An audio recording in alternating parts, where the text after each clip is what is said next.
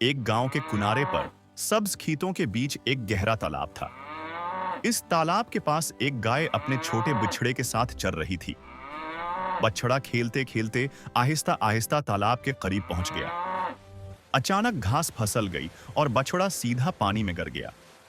पानी बहुत गहरा था। बछड़ा हाथ पांव मारने लगा, जोर जोर से चीखने लगा।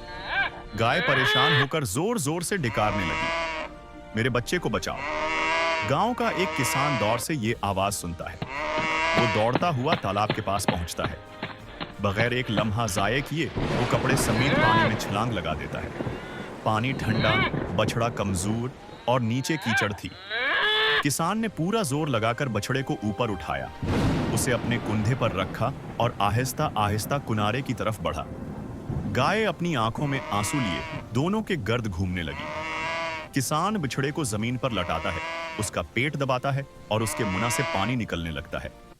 आहिस्ता आहिस्ता बछड़ा सांस लेने लगता है। गाय प्यार से अपनी जबान से बछड़े को साफ करती है। किसान थका हुआ पर खुश खड़ा देख रहा है। आखिर में किसान कहता है, जानवर भी हमारे जैसे जानदार हैं, उनकी मदद करना सबका फर्ज है। उस कहानी से पूरे गांव में एक ही बात मशहूर हो गई। बचाव की इस बहादुर कहानी ने सबको रुला दिया। सब्सक्राइब कर लो।